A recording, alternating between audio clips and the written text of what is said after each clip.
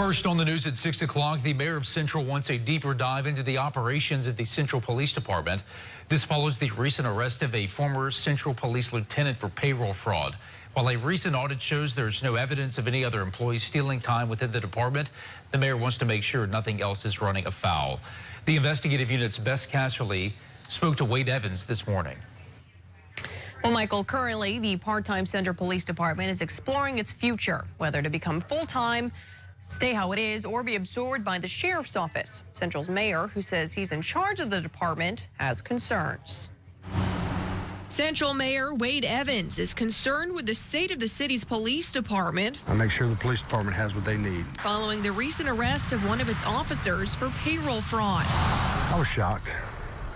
He's one of our longest tenured officers, and he's always done a great job. Former Lieutenant Huey Haley is accused of stealing more than $24,000 from the department through incorrect timesheets. I did my job is to notify the auditor. Evans says he was not kept in the loop about the investigation. Well, I found out about the investigation third hand about 3 weeks after it had started, which troubled me. According to Louisiana law, anytime there's evidence of a public official misappropriating funds, the agency's head must notify the district attorney and legislative auditor immediately. Evans says when he found out, he did just that. The whole city depended on me to do the right thing. Adding he should have been told about the investigation sooner, since he believes he's in charge of the department as mayor. I feel like he doesn't understand the chain of command since he didn't call me. Chief Roger Corcoran maintains as an elected police chief, he is head of the department and did not need to give Evans a heads up. Louisiana law essentially excludes police departments with elected chiefs from the mayor's purview. Regardless, as part of the city's annual audit, a contracted auditor sat down with Corcoran and his lead investigator to go over everyone's timesheets.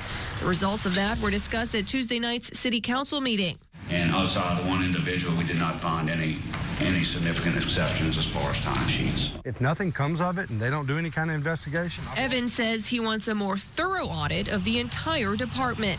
Well, I want to make sure that we're using our taxpayer dollars wisely and not frivolously wasting them due to bad payroll practices. It's my hope that through this we'll have some policies in place to where we have better accountability with our payroll and our time. He believes there may be issues beyond timesheets. Look, we also have a fuel card issue. I want to make sure that we're using our fuel cards correctly. I want to make sure that we're not buying gas for things that aren't city business. Corcoran sent us a statement saying, in part, the mayor is not in my chain of command. And even if he were, a sensitive and confidential investigation, such as the one with Mr. Haley, requires us to maintain secrecy of the investigation to protect its integrity. And I appreciate the mayor's concern related to police department expenditures, but they are my expenditures to make the way I see fit. Evans says he plans to follow up with the legislative auditor the first of next year.